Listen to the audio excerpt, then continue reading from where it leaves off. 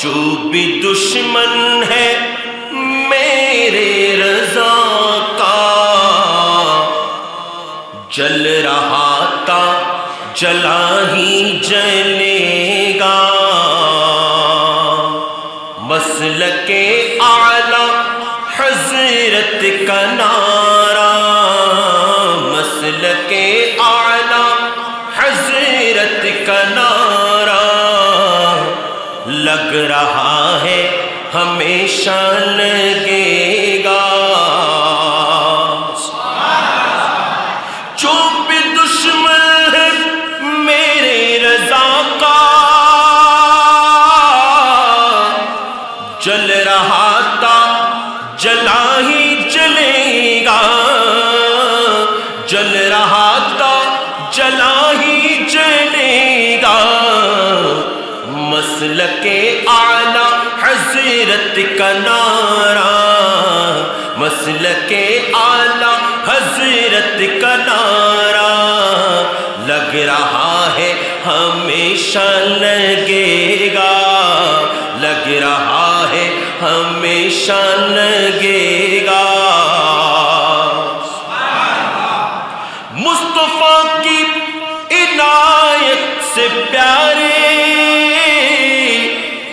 गौस ख्वाजा की बरकत से प्यारे, गौस ख्वाजा की बरकत से प्यारे, अहले सुन्नत की बाजार में अब, अहले सुन्नत की बाजार में अब, आला हज़रत का सिक्का चलेगा। मसलके आला हज़रत का नारा, लग रहा है हमेशा लगेगा। আমার আলা হযরতের আলোচনা আমরা এজন্য করি, আলা হযরতের আলোচনার বিষয় এজন্য যাতে আলা হযরতের আলোচনা করে ওনার শেরগুলো শুনে, ওনার আলোচনা শুনে, ওনার জীবনী শুনে, ওনার হারকাত শুনে, ওনার সুকুনাত শুনে, ওনার জীবনের প্রত্যেকটা ক্ষণ যখন আমরা শুনব, উপলব্ধি করব, নিজের জীবনে বাস্তবায়ন করব, নিশ্চয়ই আমাদের ভেতরে ঘুমিয়ে থাকা সেই ইশক জাগ্রত হয়ে ইশকে রাসূলের মাধ্যমে আমরা নিজেদের কলবকে মুজাইয়িন করতে পারব। সেজন্যই আলা হযরতের আলোচনা। ঠিক না ঠিক? কথা বলেন ঠিক কিনা? আজকে শের যেগুলো পড়ব এগুলো সব উর্দু, বাংলা একটাও পড়ব না। কারণ আলা হযরতের শেরগুলো এগুলো শুনলেও অন্তরের মধ্যে শান্তি লাগে। কথা বলেন ঠিক না ঠিক? একটু মনোযোগ দিয়ে আমার আলোচনাগুলো শোনার জন্য অনুরোধ জানাচ্ছি। আল্লাহর দরবারে আমরা শুকরিয়া আদায় করছি, যিনি আমাদেরকে মেহেরবানি করে, দয়া করে এমন এক জায়গায় বসার তৌফিক দিয়েছেন, যেই জায়গাটা আসমানের নিচে জমিনের উপরে সবচাইতে সারা একটা স্থান। কথা বলেন ঠিক কিনা? দুনিয়ার মধ্যে এমন কোন জায়গা নেই যে জায়গার মধ্যে আপনি বসে আছেন, আপনি নামাজ পড়েন নাই, আপনি তাসবিহ পড়েন নাই, আপনি রুকু করেন নাই, সাজদা করেন নাই, আপনি কোরআনের তিলাওয়াত করেন নাই, আপনার আমল নামায় সওয়াব যুক্ত হবে এমন কোন জায়গা নাই। একটি মাত্র জায়গা যেখানে যখন বান্দা বসে যায়, বান্দা বসে আছেন, আপনারা সবাই বসে আছেন, আমি শুধু কথা বলছি, ঠিক না ঠিক? কিন্তু আপনাদের প্রত্যেকের আমল নামার মধ্যে আপনারা যত নিঃশ্বাস ফেলতেছেন, যত নিঃশ্বাস নিচ্ছেন, প্রত্যেকটা নিঃশ্বাসের বিনিময়ে আল্লাহ জাল্লা শানুহু আমাদের আমল নামার মধ্যে সওয়াব রেকর্ড করে দিচ্ছে। এটা হচ্ছে সেই জায়গা, ঠিক না ঠিক? তো আমরা আলা স্থানের মধ্যে বসে, আলা মকানের মধ্যে বসে আলা হযরতের শান এবং আজমতের বয়ান করছি। কোথায়?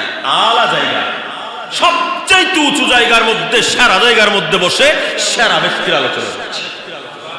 আল্লাহ আমাদের সকলকে এখানে যতক্ষণ বসি প্রত্যেকটা মুহূর্ত আমরা যেন আল্লাহ এবং রাসূলের রেজামন্দির মধ্যে আমাদের অন্তরকেও রাখতে পারি, সেই তৌফিক দান করুন। আলা হযরত আপনারা আমাদের ইমাম মহোদয় মোহতরম পেশ ইমাম মহোদয় ওনার কাছ থেকে শুনেছেন, খতিব মহোদয়ের কাছ থেকে শুনেছেন। উনি কি বলেছেন আমি শুনি নেই, তারপরেও আমি আমার তর্জ অনুযায়ী বলবো। আমরা প্রত্যেকেই দুনিয়ার মধ্যে আসি, ঠিক না ঠিক? জন্ম প্রত্যেকের হয়, কিন্তু আমার জন্ম আপনার জন্ম যেমন হয়েছেন আমার রসুলের জন্ম তেমন। বলেন না আমার জন্ম যেমন হয়েছে আমার রসুলের জন্ম তেমন। আমার রসুল যখন আল্লাহ আমার রসুলকে সৃষ্টি করেছেন তখন কুল কায়নাতের মধ্যে কিছুই ছিল না, আর আমার রসুলকে যখন আল্লাহ প্রেরণ করেছেন তখন কুল কায়নাতের কোনো মানুষের মতো আমার রসুল দুনিয়ায় আসেন নাই। আমার রসুল যখন দুনিয়ায় এসছেন আমার রসুল তখন বেহেশতি লেবাস পরে এসছেন। আমার কমলিওয়ালা নবী যখন দুনিয়ার মধ্যে এসছেন আমার কমলিওয়ালা নবীর জবানের মধ্যে রব্বি হাবলি উম্মতি বলে ডাকছিল। আমার কমলিওয়ালা নবী যখন দুনিয়ার মধ্যে তশরিফ এনেছেন তখন আমার মতো আপনার মতো মায়ের শরম জায়গা দিয়ে মায়ের লজ্জাস্থান দিয়ে আসে নাই। আমার কমলিওয়ালা নবী যখন দুনিয়ার মধ্যে তশরিফ এনেছেন তখন বাম পাঁজরের হাট থেকে বের হয়েছেন। আমার কমলিওয়ালা নবী যখন দুনিয়ার মধ্যে তশরিফ এনেছেন আমার মতো আপনার মতো গোসল দিতে হয় নাই।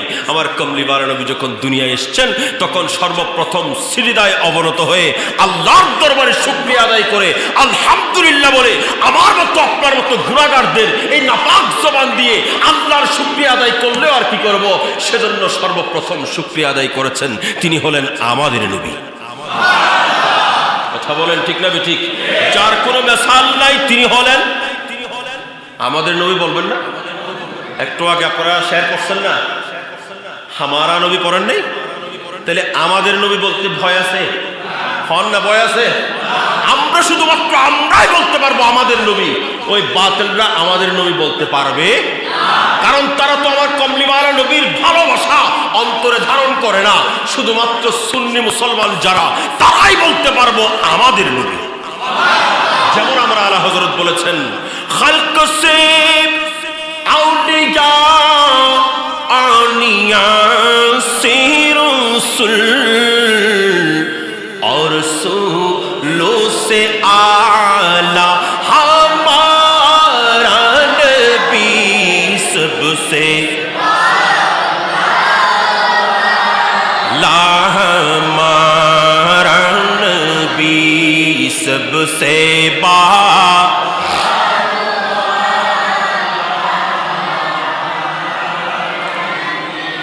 ভাই হরদের কিন্তু বুঝছই না, ও ভাই হরদের কিন্তু বুঝছই না, বুঝুন। আমি বলছিলাম আমার আলা হযরত এটা যখন বলতে গেছে শেয়ারটা যখন বলেছে একটা কথা মনে পড়ে গেছে। আমার আলা হযরত যখন এই শেয়ারটা লিখতেছেন এই শেয়ারের একটা মিস্টার মধ্যে তিনি লিখতেছেন আল্লাহ আমি যখন কিয়ামতের ময়দানে উঠব, আমরা যখন কিয়ামতের ময়দানে উঠব আল্লাহ তুমি আমাকে একটা সুযোগ দিও। সুবহানাল্লাহ। কি দিও সুযোগ দিও। কেন? আল্লাহ আমি নবীদের কাছে জিজ্ঞেস করবো এ আম্বিয়া ইকরাম দুনিয়ার মধ্যে আপনাদের উম্মত যারা আদম সফিহুল্লাহর উম্মত তারা কলমা পড়েছেন লা ইলাহা ইল্লাল্লাহু আদম সফিহুল্লাহ নূহ আলাইহিস সালামের উম্মত কলমা পড়েছেন লা ইলাহা ইল্লাল্লাহ নূহ নবিয়ুল্লাহ হযরত ইব্রাহিম খলিলুল্লাহর উম্মতগুলো কলমা পড়েছেন লা ইলাহা ইল্লাল্লাহ ইব্রাহিম ও খলিলুল্লাহ হযরত মূসা আলাইহিস সালামের উম্মত কলমা পড়েছেন লা ইলাহা ইল্লাল্লাহ মূসা কলিমুল্লাহ।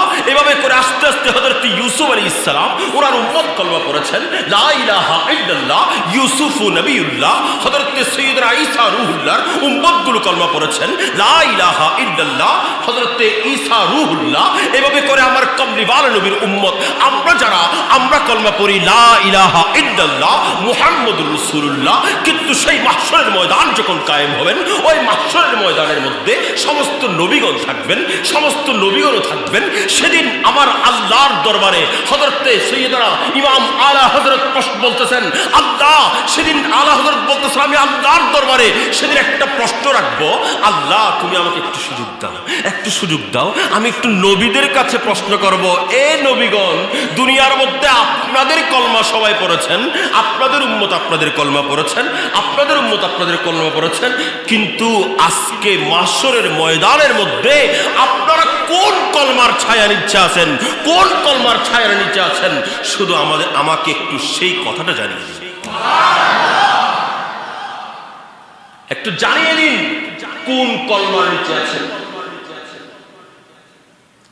হযরতে সাইয়্যিদানা আলা হযরত ইমাম আহমদ রেজা খান ফাজিলি বেরলভী রাহমাতুল্লাহ আলাইহি উনি বলতেছেন,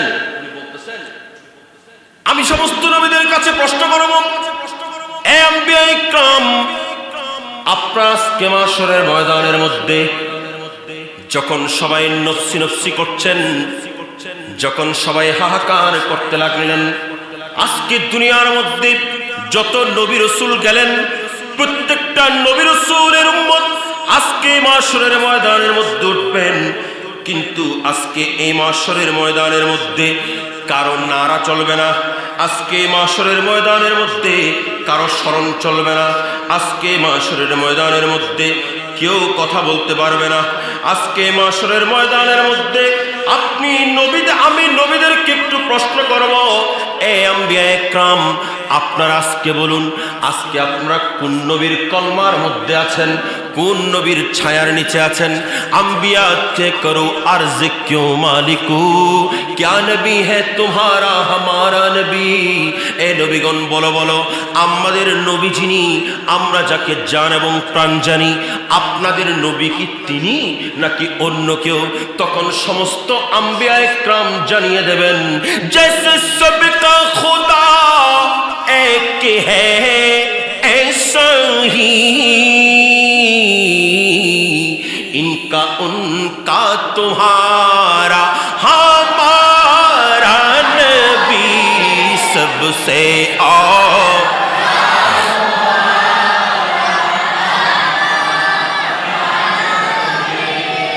सबसे बाला वाला। একটু বড় করে বলুন সুবহানাল্লাহ। আচ্ছা বলেন এবার আমরা ভাগ্যবান নাকি? বলেন না কেমন ভাগ্যবান? যে সমস্ত নবীগণ যেই রাসূলের কলমা পড়ে ওই মাহশরের ময়দানের মধ্যে উঠবেন, আমরা সেই নবীর উম্মত। সেজন্য আমি আপনাদের খেদমতে আরজ করব, আলা হযরত ইনি এমন একজন ব্যক্তি যিনার জীবনের সমস্ত কিছু নবীর প্রেমে দিয়েছেন। তো আমি বলছিলাম, একজন মানুষ জন্মগ্রহণ করো আর আমার কমলিওয়ালা নবীর দুনিয়ার মধ্যে তশরিফ আওয়ারি যেমন এক নয়, ঠিক তেমনি আস্তে আস্তে আমার গৌসুল আজম জিলানির আশাও এক নয়। এভাবে আস্তে আস্তে আপনারা যখন দেখবেন আমার কথা লম্বা হয়ে যাবে, সেজন্য সংক্ষিপ্ত করব। আমার আলা হযরত ইমাম আহমদ রেজা খান ফাজিলি বেরলভী রাহমাতুল্লাহি আলাইহি উনি যখন দুনিয়ার মধ্যে তশরিফ আনবেন, উনি দুনিয়ায় তশরিফ আনার আগেই, এর আগের রাতে, এর কিছুদিন আগে ওনার আব্বাজান একটা স্বপ্ন দেখলেন, একটা আশ্চর্যজনক স্বপ্ন দেখলেন। ওনার আব্বাজান এই স্বপ্ন দেখে উনি দৌড় দিয়েছেন, কারণ ওনার ঘরের মধ্যে তো একজন বড় আলেম আছেন, ওনার দাদাজান, যিনার নাম হলো শাহ রাজা আলী খান। সবাই বলুন রহমতুল্লাহি আলাইহি। উনি ওনার আব্বাজানের কাছে দৌড় দিয়ে বললেন, এ আমার আব্বাজান, আমি আজকে রাতে এই ধরনের একটা আশ্চর্য স্বপ্ন দেখলাম, আমার ভয় হচ্ছে, আপনি একটু আমার ব্যাখ্যা করুন, এই স্বপ্নের একটু তাবির করুন। তখন আমার আলা হযরতের দাদাজান জনাব মাওলানা শাহ রাজা আলী খান রহমতুল্লাহি আলাইহি উনি মুস্কি মুস্কি হাসতে লাগলেন আর বলতে লাগলেন, এ আমার সন্তান, তোমাকে আমি শুভ সংবাদ দিয়ে যাই, তোমাকে আমি শুভ সংবাদ দেই। যদিও এখন আল্ট্রাসোনোগ্রাফি তখন আবিষ্কার, বলেন না আবিষ্কার হয় নাই, আল্ট্রাসোনোগ্রাফি নেই, আল্ট্রাসোনোগ্রাফি মেশিনের মাধ্যমে আমরা পেটের বাচ্চার খবর দিতে পারবো এমন কোনো মেশিন নেই। কিন্তু বাবা, তুমি যে স্বপ্ন দেখেছো এটা আল্ট্রাসোনোগ্রাফি মেশিনের মতো। এ বাবা শুনে নাও, তোমার আহলিয়া, আমাদের বউয়ের, আমাদের পুত্রবধূর পুত্রবধূর গর্ভের মধ্যে একটা সন্তান আছে, এটা কোনো নারী সন্তান নয়, এটা কোনো মেয়ে সন্তান নয়, এই সন্তান হবেন একটা পুরুষ সন্তান। আর এই পুরুষ সন্তান এই দুনিয়ার মধ্যে অল্প দিনে তশরিফ আনবেন, কিন্তু এটা দুনিয়ার কোনো মানুষের মতো সাধারণ মানুষ হবে না। আমার এই নাতি হবেন একজন যুগশ্রেষ্ঠ আলেমে দ্বীন। এখনো আলা হযরত দুনিয়ায় বলেন না, এখনো দুনিয়ায় আসেন নাই। আসার আগেই খবর দিচ্ছেন আলা হযরতের, আসার আগেই জানিয়ে দিচ্ছেন আলা হযরত কেমন হবেন। আমার আলা হযরত যখন দুনিয়ায় তশরিফ আনলেন, ইমামুল ইশক ওয়াল মুহাব্বত মুস্তাদরাকুল ফি বারিক তাওহীদ ওয়াল রিসালাত ইমাম আহমদ রাজা ফাজিলে বেরলভী রাহমাতুল্লাহি আলাইহি 10 শাওয়ালুল মুকাররম 1272 হিজরির মধ্যে উনি ভারতের বেরেলি শহরের জাসলি নগরীর মধ্যে উনি দুনিয়ায় তশরিফ আনলেন। আমার আলা হযরত যখন দুনিয়ায় তশরিফ আনার পরে ওনার হালতগুলো ভিন্ন রকম, সবার মতো নয়, সবার মতো নয়। যেতে যেতে যেতে যেতে যখন 4 বছর 4 মাস 4 দিন হলো, 4 বছর 4 মাস 4 দিন যখন ওনার বয়স, আমাদের এখানে সন্তানরা আছে না নাই?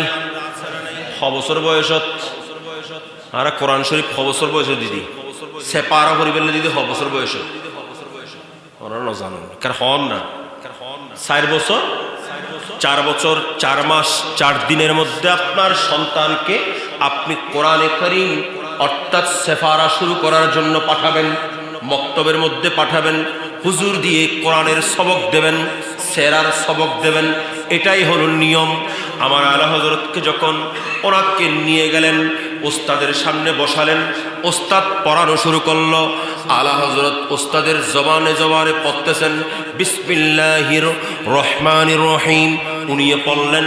আবার বলেন আলিফ, উনি বলেন আলিফ, বা বা তা তা সা সা, সব বলতেছেন একটার পর একটা, বলতে বলতে বলতে বলতে আমাদের সেরার মধ্যে আপনারাও পড়েছেন, আমরাও পড়েছি, বাচ্চারাও পড়ে থাকেন। এখানে একটা আছে লাম আলিফ, হাসান নাই, লাম আলিফ হাসান নাই। আমার আলা হযরতকে যখন লাম আলিফ পড়তে বললেন, আলা হযরত আর পড়ে না। আর দাদা তাকিয়ে আছেন ওনার দিকে, কিরে নাতি তো পড়ে না। ওস্তাদ বলেন বাবা পড়ো না, উনি মুখ বন্ধ, পড়ে না। আবার বলে পড়ো না, পড়ে না, আওয়াজ বন্ধ। কিরে এতক্ষণ তো পড়লো, এখন আবার আওয়াজ বন্ধ কেন, কি হলো? দাদা আসছেন, মাথায় হাত বুলিয়ে, নাতি রে পড়ো না, কি হয়েছে তোমার, একটু পড়ো না। আমার আলা হযরত বলেন দাদা যান, এখনো বয়স কত বললাম? 4 বছর 4 মাস 4 দিন। দাদা যান আমি আর পড়ব না, আগে বলেন লাম, এটা তো একবার পড়ে ফেলেছি। আলিফ এর আগে পড়ে ফেলেছি, এখন আবার আলিফও পড়বো কেন, লামও পড়বো কেন? সেজন্য এই অক্ষর আমি পড়বো না, এই বর্ণ আমি আর। সুবহানাল্লাহ। আপনারা কি আমার কথা বুঝতেছেন? লাম এটা তো একবার পড়ছি, আলিফও আবার কেন পড়বো? দাদাজান বলেন তোমাকে সেটা পরে বলবো, একটু পড়ো না। বলেছেন না, সেটা পড়া যাবে না, যতক্ষণ পর্যন্ত এই রহস্য আমাকে বলবেন না ততক্ষণ আমি আর সামনে যাব না। দাদা এবার বলতে লাগলেন, দাদা বলে যে আমার নাতি, এটা কিন্তু ওই স্বপ্নের ব্যাখ্যা, স্বপ্নের কথা ওনার মনে আছে। বলেছে আমার নাতি তো এটা সাধারণ না, আমি এটাকে যতক্ষণ বলবো না ততক্ষণ সামনে যাবে না। আমার নাতি শোনো শোনো, তুমি যে পারা পড়তেছ, যে সেপারা পড়তেছ, এখানে যে লাম আলিফ আছে, এটার কারণ হলো প্রথম আলিফ যেটা, এটা হলো সাকিন, এটা সবসময় সাকিন হয়। সেজন্য যখন মক্তবের মধ্যে পড়ানো হয় তখন হামজা বলে, কি বলে হামজা, তখন হামজা বলে। আলিফ যেটা পরে আসছো এটা হলো সাকিন, এটা এমনি আওয়াজ করবে না, এমনি আওয়াজ করবে না।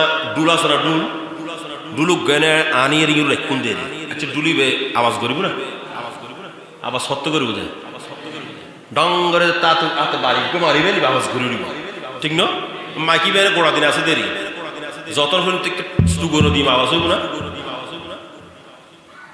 ঠিক তেমনি করে আলিফ এটা এমনি উচ্চারণ হয় না আলিফের সঙ্গে কিছু লাগালেই উচ্চারণ হয় সেজন্য আলিফের সঙ্গে লাম শব্দ যুক্ত করে এই আলিফটাকে উচ্চারণ করা হয়েছে দাদাজান বলে দিলেন আমার আলা হযরত উনি শুনতেছেন উস্তাদে বলে যে এবার তাইলে পড়ো লাম আলিফ উনি বলে যে পড়বো না কিরে উত্তর তো পাইছো উত্তর পাইছে না ওনার কেন মাতিবেন বাজি না মাতিলে কথা হবো যাবাইতেন উত্তর তো পাইছে না উত্তর পাওয়ার পরে আবার পড়তেছে না যে উত্তর তো পাইছি কিন্তু এখনো সন্তোষজনক হয় নাই বলে যে কেন কারণ হলো এই লাম আলিফ এটা না হয়ে এটা তো তালিফ হতে পারত এটা তো বালিফ হতে পারত এটা তো সালিফ হতে পারত এটা তো জিমালিফ হতে পারত এটা তো খালিফ হতে পারত এটা তো হালিফ হতে পারত এটা তো তোয়ালিফ হতে পারত এটা লাম আলিফ হলো কেন আর তো বুঝুন না এটা লামের সঙ্গে লাগলো কেন অন্য হরফগুলো কি দোষ করছে অন্য হরফগুলো কি দোষ করছে ওগুলোর সাথে না লাগে শুধুমাত্র এটা একেবারে নিচে আসি লামের সঙ্গে লাগলো এতক্ষণ উপরে এতগুলো হরফ চলে গেল দাদা বলেছে আমার নাতি তো খুব কঠিন প্রশ্ন করতেছে আচ্ছা উত্তর তো দিতেই হবে উত্তর দিতে লাগলেন নাতিরে লাম এটা তার সঙ্গে ছার সঙ্গে তার সঙ্গে সার সঙ্গে জিমের সঙ্গে হার সঙ্গে খার সঙ্গে লাগে নাই এটা লাগলো তো লামের সঙ্গে কারণ হলো লামের সঙ্গে একটা এই আলিফের সম্পর্ক আছে কি আছে মোহব্বত আছে মোহব্বত আসলে নাই মোহব্বত আসলে নাই আমাদের সঙ্গে আমার রসুলের মোহব্বত আছে সেজন্য আমরা এই গভীর রাত পর্যন্ত এই মসজিদের মধ্যে বসে বসে আমার রসুলের শান এবং আজমত শুনছি আমার রসুলের প্রেমিক আলা হযরতের শান শুনছি কথা বলেন ঠিক না ঠিক ওনার দাদাজান বলেন লামের সঙ্গে কি আছে আলিফের মোহব্বত আছে বলে যে কেমন মোহব্বত এটা বুঝাই দেন বলে যে মোহব্বত হলো যখন তুমি আলিফ লিখবা তখন আলিফ লাম ফা তিনটা হরফ দিয়ে বানান করে লিখতে হবে আলিফ আলিফ যখন বানান করে লিখবেন তখন কি লাগবে প্রথমে একটু আলিফ লাগবে তারপর লাম তারপর ফা তিনটা হরফ যখন যুক্ত হবে তখন আলিফ শব্দটা বানান করে লেখা যাবে সুবহানাল্লাহ আর লাম যখন লিখতে হবে তখন লাম আলিফ মিম কয়টা লাম আলিফ মিম আলিফ লিখতে গেলে মাঝখানে আসে লাম আর লাম লিখতে গেলে মাঝখানে আসে আলিফ এমন একটি শুনুন অন্য কোন হরফ যখন লিখতে যাবা এই ধরনের সম্পর্ক আর কোন হরফের সঙ্গে হবে না একটা হরফের সঙ্গে এই সম্পর্কগুলো হবে সেই হরফ হলো লাম সেজন্য আলিফকে লামের সঙ্গে যুক্ত করে পড়ানো হলো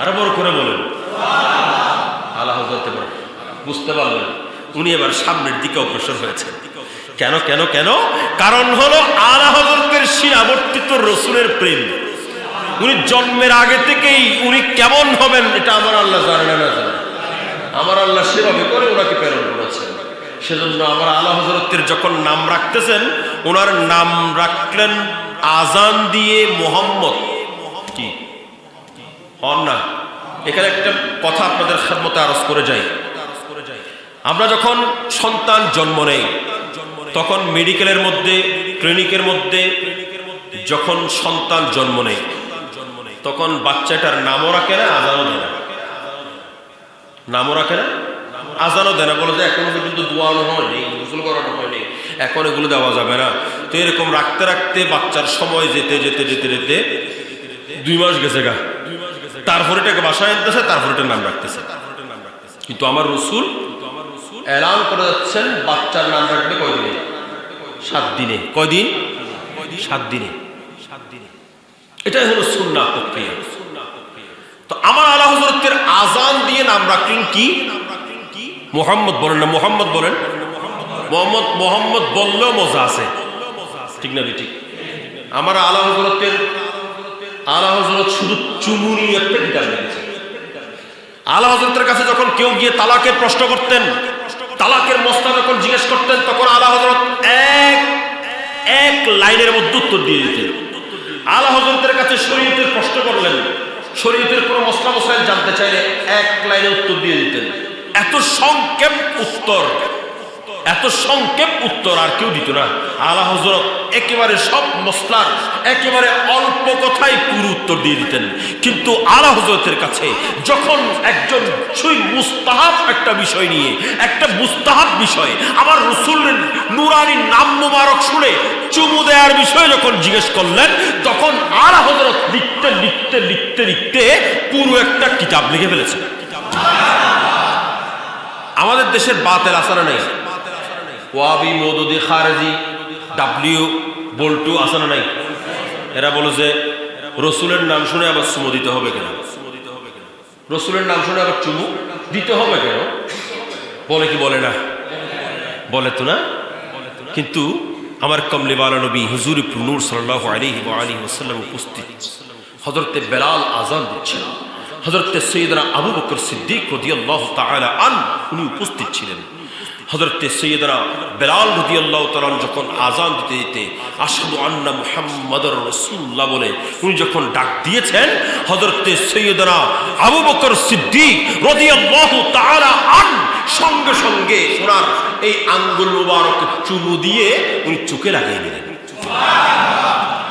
আমার রাসূল হুজুরে পুরো ডাক দিয়ে রাখলেন, এ আমার সাহাবীরা, তোমরা কি দেখেছো আমার প্রিয় বন্ধু আবু বকর কি করেছে? তোমরা কি দেখেছো? তখন উত্তর দিলেন, হ্যাঁ দেখেছি ইয়া রাসূলুল্লাহ, আমরা দেখেছি। তখন আমার কমলিওয়ালা নবী বলতে লাগলেন, মান ফাআলা মিসলা মা ফাআলা খলিলিকা আনা তালিবুহু ফি সুফুফি ইয়াউমিল কিয়ামা।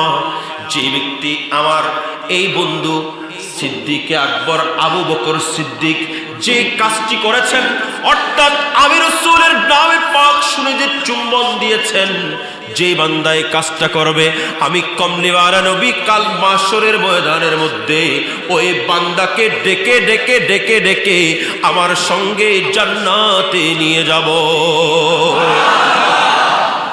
সেজন্য তো আমার আলা হযরত বলেন, শুনতে কে महशर में सुनते के महशर में सिर्फ उनकी रसाई है, घर उनकी रसाई है। लो जब तो सुनते के महशर में। सुबहानाल्लाह, একটু বড় করে বলেন। सबने सफ़े महशर में ललकार दिया हमको, ललकार दिया हमको, ऐ बेकस के आका, ऐ बेकस के आका, अब तेरी दुआई है, सुनते के महशर में।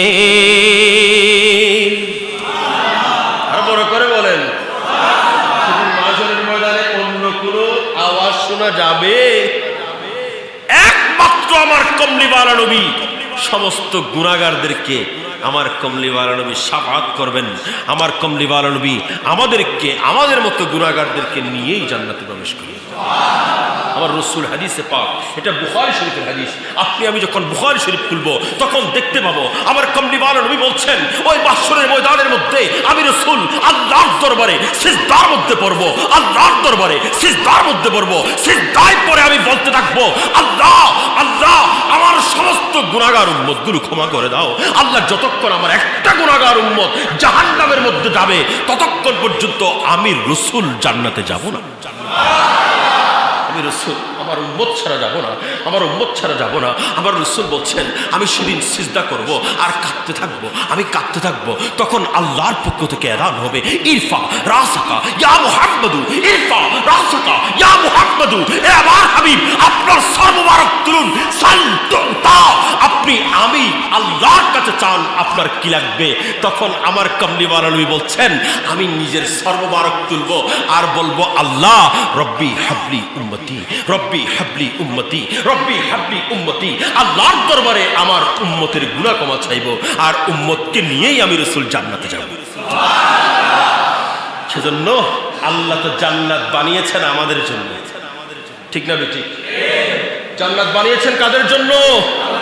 বড় করে বলেন কাদের জন্য? আমাদের জন্য। সেজন্য যারা আজকে রসুল বিদ্বেষী, যারা তাদের রসুলকে বড় ভাইয়ের মতো বলেন, যারা রসুলকে দুষে করে বলেন, যারা রসুলকে মরানবী বলেন, যারা রসুলের খেয়াল নামাজের মধ্যে আসা গরু গাদার খেয়াল বলেন, নাউজুবিল্লাহ বলেন, এই সমস্ত জালেম তারা কই কিয়ামতের ময়দানে উঠে তারা শুধু মাথা চাপটাবেন, মাথা চাপটাবেন, মাথা চাপটাবেন। আর আমরা যারা সুন্নি মুসলমান সেদিন আমরা মসরুর হয়ে আনন্দিত হয়ে আমার রাসূলের দামানের রহমতের জায়গা গ্রহণ করব। কথা বলেন ঠিক না বেটি? क्या मज़ा हो क़यामत में शाहे रब आके अपनी गुलामों को बख्शाए जब देख कर उनकी अज़मत मुनाफिक जो है, देख कर उनकी अज़मत मुनाफिक जो है सर पटकता रहे हाथ मलता रहे।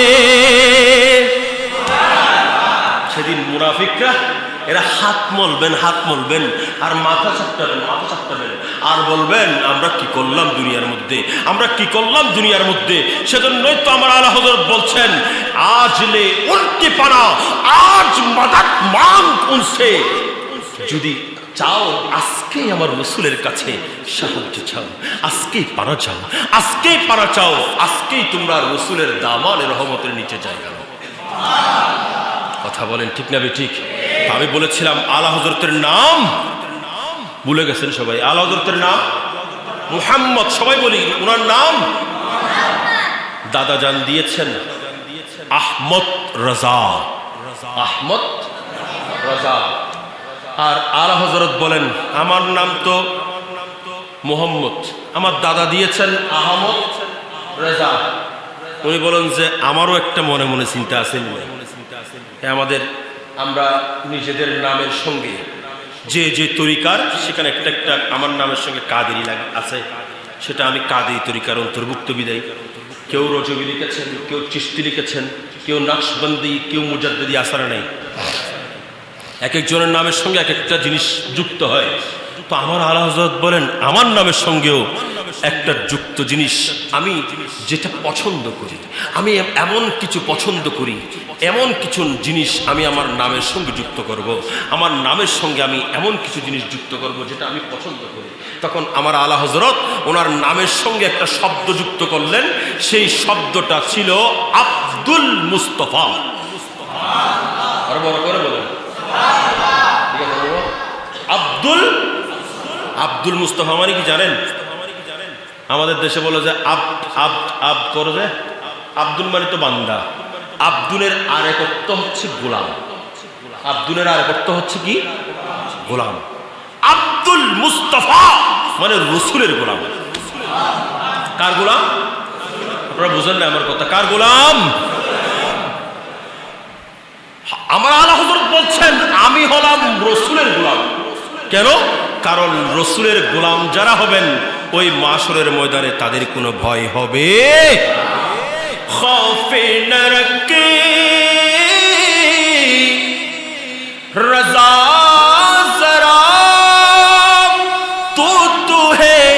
अब्दे मुस्तफा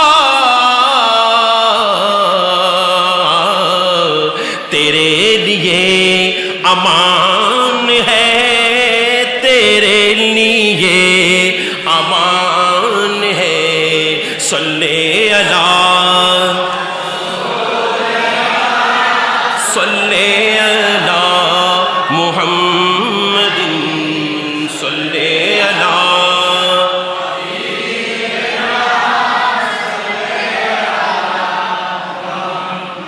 पेश नजर वो लो बहार, सजदे को दिल है बेकरार। কিন্তু আলা হযরতের এমন কোনো দিন ছিল না যখন তিনি ঘুমিয়েছেন, অথচ উনি যখন ঘুমিয়েছেন তখন তিনি ডান করট নাই। এমন কোনো সময় ছিল না যখন আলা হযরত ঘুমিয়েছেন কিন্তু ওনার এই হাতটা ওনার চেহারার নিচে নেই। একটু বড় করে বলেন। আল্লাহ রাসূল হুজুর ইবনে নূর সাল্লাল্লাহু আলাইহি ওয়াসাল্লাম এলান করতে লাগলেন, যখন তুমি ঘুমাবা তখন তুমি ডান করট হয়ে ঘুমাও, আর যখন তুমি ঘুমাবা তখন তোমার এই হাত, ডান হাতটা তোমার চেহারার নিচে রেখে ঘুমাও। আমার কমলিওয়ালা নবী বলেন, যখন তুমি ঘুমাবা তখন তুমি দোয়া পড়ে ঘুমাও। সকাল পর্যন্ত সময় এগুলো তোমাকে আল্লাহর ফেরেশতারা পাহারা দেবে। আমার ভাইয়েরা, আমি যদি আপনাদেরকে বিজ্ঞানের আলোকে বলি, কোন মানুষ যখন ডান করট হয়ে ঘুমায়, বিজ্ঞান বলছেন এটা স্বাস্থ্যসম্মত, কারণ আমার রাসূলের কোন সুন্নত স্বাস্থ্যের বাইরে নাই। মানুষের উপকারের জন্য আমার রাসূলের সমস্ত সুন্নত। সেজন্য আমার কমলিওয়ালা নবী হুজুর ইবনে নূর সাল্লাল্লাহু আলাইহি ওয়াসাল্লাম বলেন, তোমরা যখন ঘুমাবা ডান করট হয়ে ঘুমাও। আমার ভাইয়ের একটু মনোযোগ দেন। যখন আপনি ডাক্তারের কাছে জিজ্ঞেস করবেন, ডাক্তার বলবেন আপনার হার্ট আছে, কোথায় আছেন? শরীরের ভেতরে আছে। কোন দিকে আছেন? বলবেন বাম দিকে আছে। আপনার আমার হার্ট কোন দিকে? সবাই বলেন কোন দিকে? বাম দিকে। আপনি যদি বাম করট হয়ে ঘুমান তাহলে আপনার হাড়ের উপর চাপ পড়বেন। সেজন্য আমার কমলিওয়ালা নবী বলেন, তুমি যখন ঘুমাবা তখন তুমি ডান করট হয়ে ঘুমাও। তুমি যখন ডান করট হয়ে ঘুমাবা তোমার হার্ট এটা ভালো থাকবে। আমার কমলিওয়ালা নবী হুজুর ইবনে নূর সাল্লাল্লাহু আলাইহি ওয়াসাল্লাম আমাদের জন্য যে সুন্নতগুলো দিয়ে গেছেন, একটা সুন্নত ফেলে দেওয়ার মতো নয়, একটা সুন্নত বাদ দেওয়ার মতো নয়। সেজন্য আলা হযরত ওনার জীবনের প্রত্যেকটা কদম দিয়েছেন তো আমার কমলিওয়ালা নবীর সুন্নতের উপরে দিয়েছে। এখন আলা হযরতকে তো আমরা এখানে দেখছি নি, তারা ব্যাকগ্রাউন্ড দেখি মাল্লা। আলা হযরতকে দেখছেন? দেখেন নাই? কেউ দেখে নাই? আমি দেখছি, আমি একটু দেখি নাই, আপনারাও দেখেন নাই, কেউ দেখে নাই। কারণ তখন এমন একটা সময় ছিল যখন ছবি তোলার যুগ ছিল, কিন্তু উনি ছবি তুলে নেই। উনি ছবি তোলা নিষেধ করেছেন, যার প্রেক্ষিতে ওনার কোনো ছবি নাই। তো আলা হযরত কেমন ছিলেন আপনি কিভাবে বুঝবেন? আলা হযরত কেমন ছিলেন আপনি কিভাবে বুঝবেন? আলা হযরতের চলা কেমন ছিল, বলা কেমন ছিল? আপনি বলবেন হুজুর এগুলো তো কিতাবের মধ্যে শুনেছি, কিতাবের মধ্যে পাওয়া যাবে, কিন্তু কিতাবগুলো যেগুলো, এগুলো তো আমরা আলেমরা যারা আছে এরাই করতে পারবেন, আমার মতো না। আমার চাইতে অনেক অনেক উঁচু লেভেলের আলেম যারা, তারাই মাত্র আলা হযরতের কিতাব পড়তে পারেন। তো এখন আলা হযরতের জীবনী, আলা হযরতের স্মরণ আমি কিভাবে করব? আলা হযরত কেমন ছিলেন, ওনার হাঁটা কেমন ছিল, ওনার ঘুম কেমন ছিল, ওনার চলা কেমন ছিল, সেটা কিভাবে বুঝবো? তখন আমি আপনাকে বলবো, ভাই আপনাকে আর কোথাও যেতে হবে না, আপনাকে আর কোথাও যেতে হবে না। আপনি চট্টগ্রাম শহরের কুলগাঁও গ্রামের মধ্যে গিয়ে, দরবারে হাশমিয়া আলিয়া শরীফের মধ্যে গিয়ে, ইমামে আহলে সুন্নাত রাহনুমায়ে তরিকত আলমবরদারে আহলে সুন্নাত হুজুর কিবলায়ে আলম আল্লামা হাশমি যখন ঘুমিয়ে থাকতেন, এখানকার মুরব্বীরা যারা ওনাকে দেখেছেন, এখানকার মুরব্বীরা যারা দেখেছেন, আপনারা যারা দেখেছেন, আপনারা নিশ্চয়ই দেখেছেন উনি যখন ঘুমাতেন তখন ওনার এই ডান হাতটা ওনার চেহারার নিচে থাকতেন, আর উনি ডান করট হয়ে ঘুমাতেন।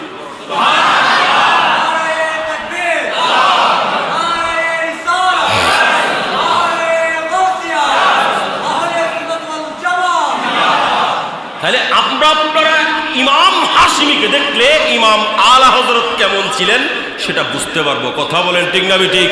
সেজন্য আমরা বলি বেলায়েত কা আজম বরদার হযরত হাশিমি আয়া, উলूम-ए दीन अहमद का समंदर हाशमी आया, उलूम-ए दीन अहमद का समंदर हाशमी आया, जहालत और बिदअत से बचावे कौन उम्मत को,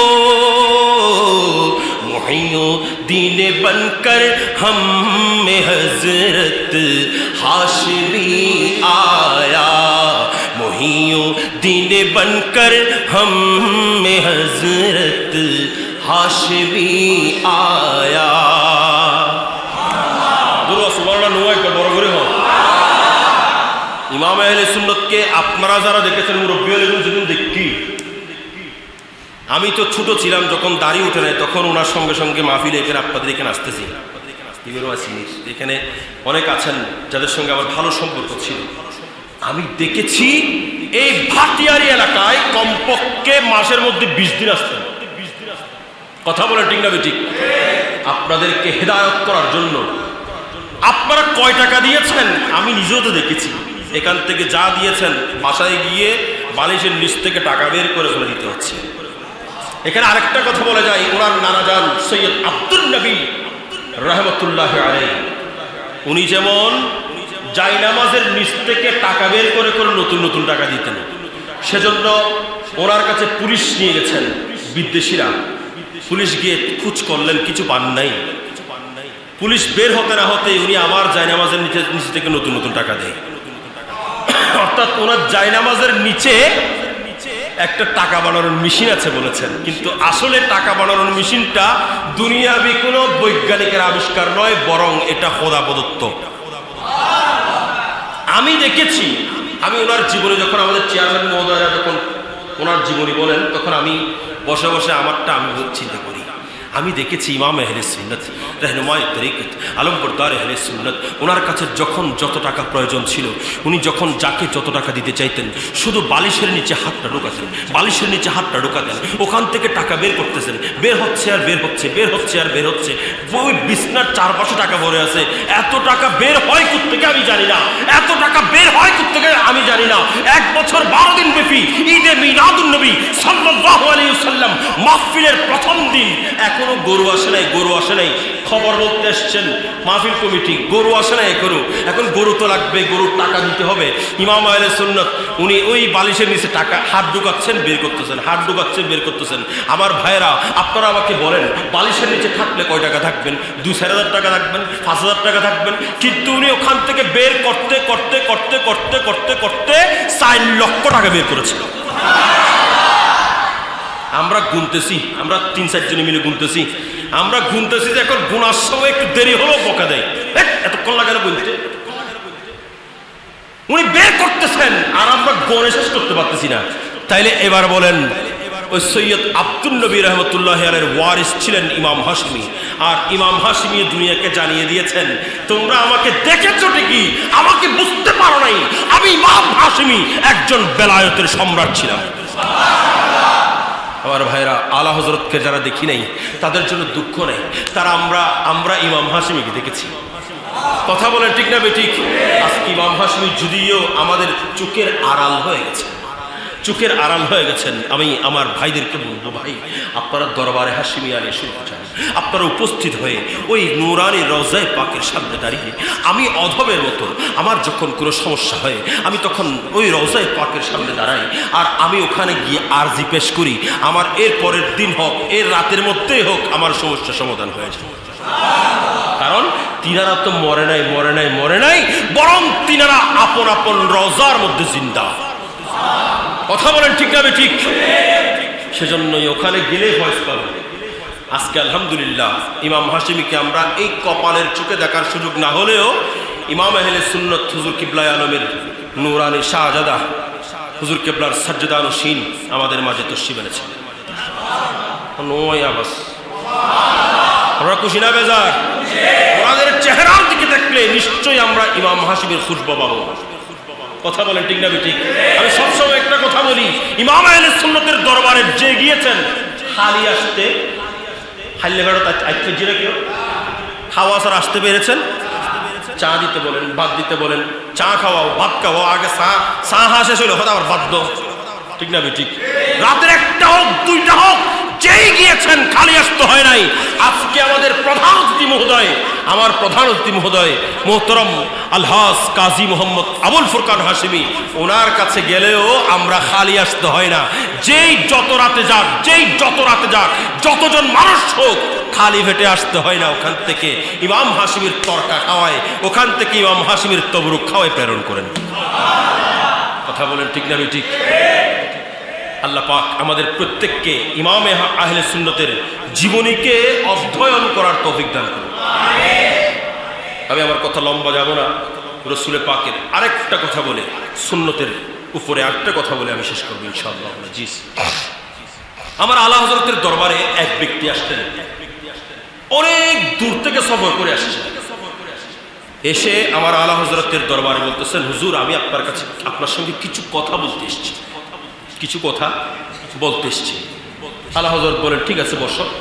চা নাস্তা করালেন। চা নাস্তা করার পরে ওই ব্যক্তি এবার বললেন, হুজুর আমি একটা বিষয়ের জন্য অনেক দূর থেকে এসেছি, একটা বিষয় আমার খুব জানতে ইচ্ছে করে। বলে হ্যাঁ বলো। ওই ব্যক্তি বলতে লাগলেন, আল্লাহ জাল্লা শানু কোরআনে কারীমের মাধ্যমে আমাদেরকে এলান করতে লাগলেন, ইয়া আইয়ুহাল্লাযীনা আমানু ইযা কুমতুম ইলাস সালাত ফাগসিলু উজুহাকুম ওয়া আইদিয়াকুম ইলাল মারাফিকি ওয়া আমসাউ বিরুসিকুম ওয়া আরজুলাকুম ইলাল কাবাইন। আল্লাহ জাল্লা শানু কোরআনে কারীমের মাধ্যমে আমাদেরকে এলান করতে লাগলেন, যখন তোমরা ইযা কুমতুম ইলাস সালাত, যখন তোমরা নামাজ কায়েম করতে চাইবে, নামাজ পড়তে চাইবে, নামাজ কায়েম করতে চাইবে, তখন মনে রাখো তোমাদেরকে প্রথমে নিজের মুখমণ্ডল ধুইতে হবে, মুখমণ্ডল ধুতে হবে, এরপরে কুনি পর্যন্ত হাত ধুইতে হবে। 3 নম্বরে তোমার মাথার এই মাথাকে 4 ভাগের 1 ভাগ মাসে করতে হবে, তোমার মাথা মাসে করতে হবে। এরপরে তোমার ওই কদমের তোমার পায়ের টাকনোগিরা পর্যন্ত, কাবাইন টাকনোগিরা পর্যন্ত ধুইতে হবে। সেজন্য অজুর ফরজ হলো কয়টা? কথা বলেন কয়টা? আল্লাহর কোরআনের বাণী, সেজন্য অজুর ফরজ হলো 4টা। হে আমার আলা হযরত, আমি আপনার কাছে অনেক দূর থেকে সফর করে আসলাম, আপনার কাছে একটা জিনিস জানতে চাই। আমরা যখন ওযু করি তখন অজুর ফরজ এই 4টা, কিন্তু সর্বপ্রথম আমরা যখন ওযু করি তখন আমরা হাতের কবজি পর্যন্ত ধুই। কথা বলেন ঠিক না ঠিক? ওরা নতুন পাওনা আছে না নাই? এগুলো হলো সুন্নতে মুস্তাফা। ফরজের আগে সুন্নত হাতের কবজি পর্যন্ত ধৌত করি, এরপরে আমরা কুলি করি, এরপরে নাকে পানি দেই। ঠিক না ঠিক? ভুল করে এমনি হলো। এই 3টা করার পরে তারপর আমরা ফরজের দিকে যাই। এবার আলা হযরত ইমাম আহমদ রাজা, আপনি আমাকে বলেন ফরজ বড় নাকি সুন্নত বড়? ফরজ বড় নাকি সুন্নত বড়? আলা হযরত বলেন অবশ্যই ফরজ বড়। ওই ব্যক্তি বলেন, তাইলে ফরজ আগে না দিয়ে সুন্নত কেন দিল? ফরজ আগে না দিয়ে সুন্নত কেন দিল? তখন আমার আলা হযরত ওই ব্যক্তিকে উত্তর দিতে লাগলেন, যদিও ফরজ বড় কিন্তু সুন্নত ছাড়া ফরজ আধুরা হয়ে যাবে, সেজন্য সুন্নত দিয়েছেন। বলে যে হুজুর এখনো পর্যন্ত আমি সন্তুষ্ট হই নাই, আপনি একটু আমাকে সন্তুষ্টজনক উত্তর দেন। তখন আমার আলা হযরত ইমাম আহমদ রাজা খান ফাজিল বেরলভী রাহমাতুল্লাহি আলাইহি উত্তর দিতে লাগলেন, পানির 3টা গুণ থাকে। পানির কয়টা গুণ? বড় করে হোক, ওনার মনে কুজুনায় বাজি আছে না? পানির কয়টা গুণ? পানির 3টা গুণ থাকে। 1 নাম্বার পানির স্বাদ, পানির রং, পানির স্বাদ, আপনার পানির গন্ধ। 3টা জিনিস প্রত্যেক সময় আপনার পানির মধ্যে বিদ্যমান থাকতে হবে। তারপর ওই পানি দিয়ে আপনি ওযু করলে আপনার ওযু হবে, ওই পানি দিয়ে আপনি গোসল করলে আপনার গোসল হবে। সেজন্য আমার কমলিওয়ালা নবী হুজুর কুরনুর ওই সুন্নতগুলো ওযুর মধ্যে ফরজের আগে দিয়েছেন, যেন এই তিনটা সুন্নত সর্বপ্রথম যখন বান্দা হাত ধৌত করবেন, হাতের মধ্যে যখন পানিগুলো নিয়েছেন, তখন আপনি দেখতে পাবেন ওই পানির রংটা কেমন আছে। কথা বলেন ঠিক না বেটি? এক নম্বর ছিল পানির রং, দুই নম্বর পানির স্বাদ। পানির স্বাদটা কেমন? আপনি যখন মুখের মধ্যে দিলেন পানির স্বাদ বুঝতে পারলেন আপনি যখন কুলি করলেন। কথা বলেন ঠিক কিনা? তিন নম্বরে আসলো এই জিনিস, নাকে পানি দেওয়া, অর্থাৎ এই পানির ঘ্রাণটা কেমন আছে, এই পানির কি দুর্গন্ধ নাকি সুগন্ধ, এটা বোঝার জন্য আপনি যখন নাকের মধ্যে দিলেন তখন আপনি বুঝতে পারবেন এই পানির ঘ্রাণটা কেমন আছে। আপনার যখন এই তিনটা জিনিস যখন বরাবর থাকবে, এই তিনটা জিনিস যখন বরাবর পাওয়া যাবে, তখন ওই পানি দিয়ে আপনার ওযু বৈধ হবে। আমার আল্লাহ হযরত বলেন, সেজন্য আমার কমলিওয়ালা নবী এই ফরজের আগেই সুন্নত যুক্ত করে দিয়েছেন, যেন এই সুন্নতগুলো পালন করে আমরা ফরজকে আঁকড়ে ধরতে পারি, ফরজকে আমরা ধরতে পারি।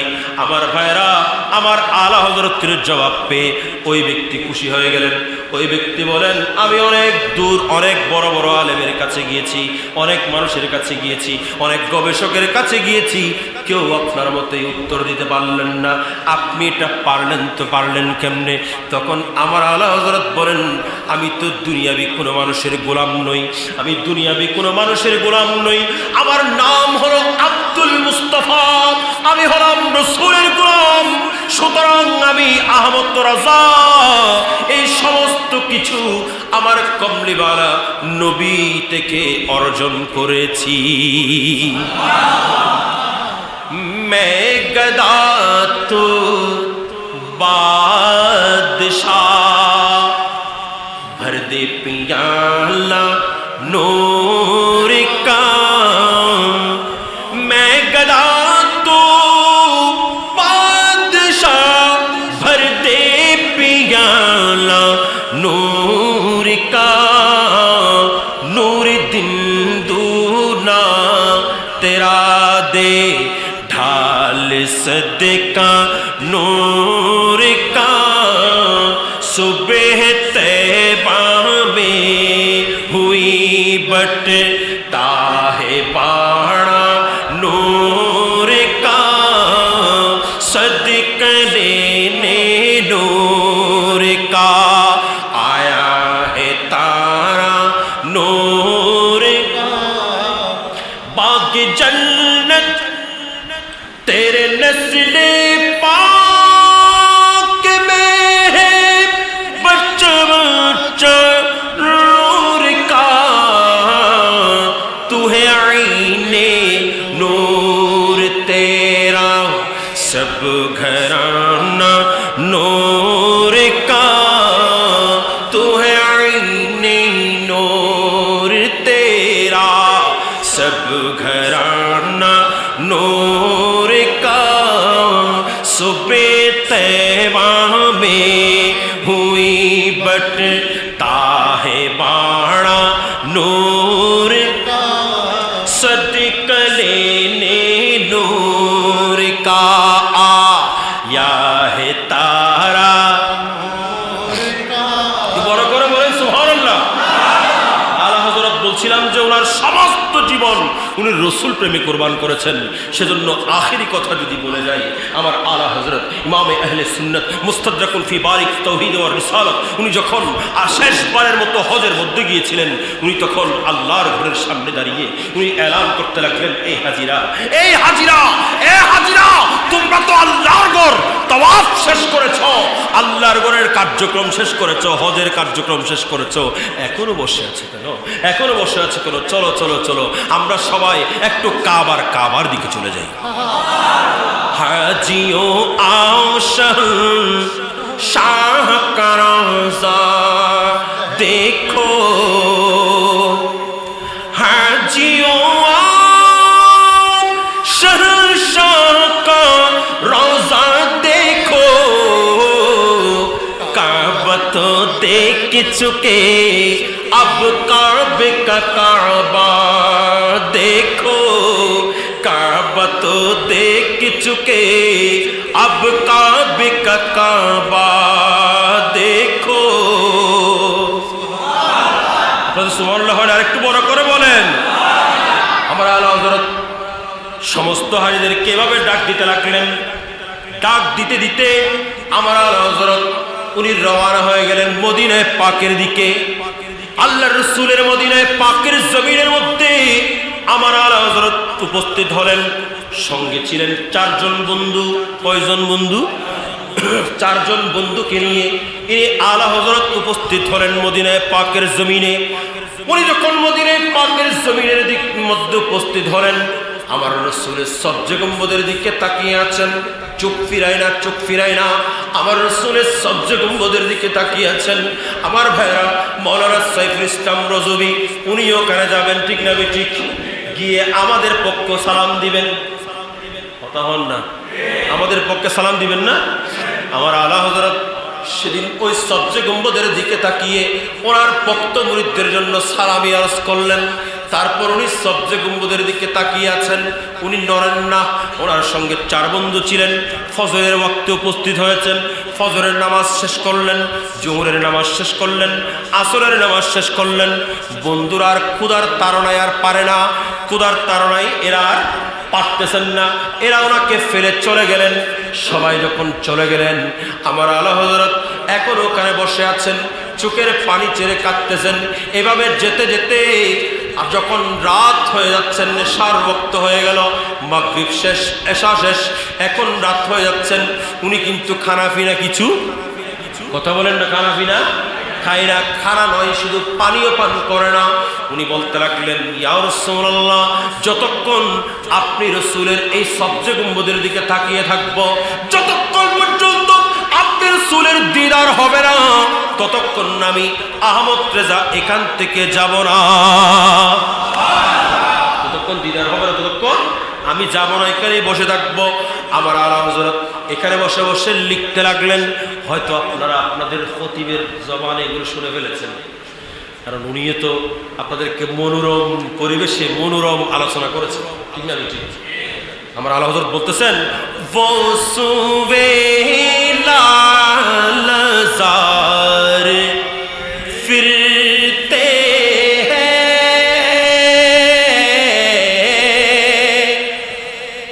वो सुबे लालजार फिरते हैं, तेरे बिन ए बहार फिरते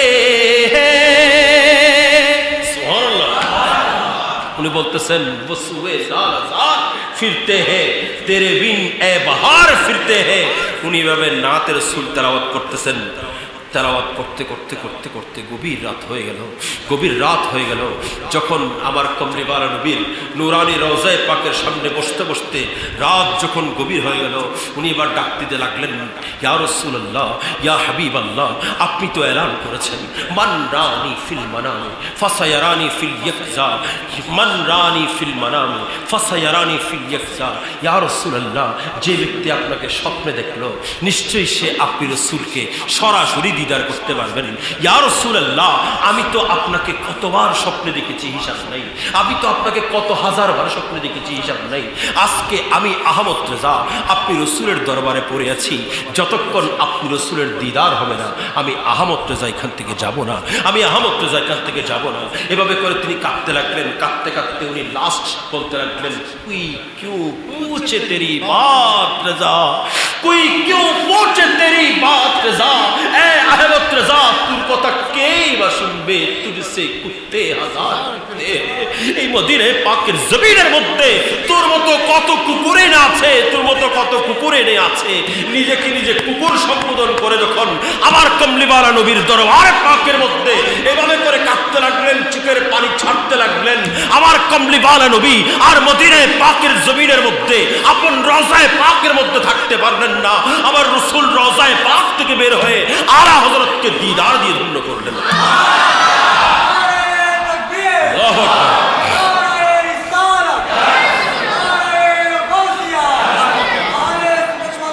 জিন্দাবাদ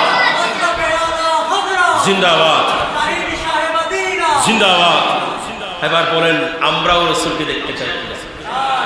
ব্যাগগুলো না স্যার, ওই এতক্ষণ কি নিলেন না? ব্যাগগুলো চাই না না, আত্মুরি হন না ভাই, আমরা সবাই চাই তো। যদি আমরা ইমাম আহলে সুন্নাত সবসময় ফরিয়াদ করতেন, শয়নে হোক স্বপনে হোক, জীবনে একবার হলেও আপনি রসুলের দিদার আমি চাই। কথা বলেন ঠিক না ঠিক? আমরাও চাই কিনা? মওতের ওয়াক্তের মধ্যে যখন আপনার সরের উপরে দাঁড়িয়ে যাবেন আজরাইল আলাইহিস সালাম, মালাকুল মউত যখন আপনার সরের উপর দাঁড়িয়ে যাবেন, এই মুহূর্তে আপনার জান কবজ করবেন। ইউসুফ আলাইহিস সালামের যখন উনি হেঁটে যাচ্ছিলেন, সমস্ত আরবের নারীরা, মিশরের নারীরা হাতের মধ্যে লেবু নিয়েছেন ঠিকই, কিন্তু কেটে ফেলেছেন নিজ নিজ হাত, যেগুলো আল্লাহর কোরআন বয়ান করেছেন। আমার ভাইরা, এই সাকরাতুল মউত কতটা কষ্টকর, কতটা কষ্টকর, কতটা কষ্টকর, কিন্তু এই সাকরাতুল মউতের বিছানায় যদি আমরা কমলিওয়ালা নবীর চেহারার দিকে তাকিয়ে থাকতে পারি, ওই রসুলের চেহারার দিকে তাকাবো, আমাদের জান কবজ হয়ে যাবে, আমরা বলতে পারবো। ওয়া আখির দাওয়ানা আলহামদুলিল্লাহি রাব্বিল আলামিন। রব্বি সাল্লি ওয়া সাল্লিম ওয়া বারিক আলা। আসসালামু আলাইকুম ওয়া রাহমাতুল্লাহি ওয়া বারাকাতুহু।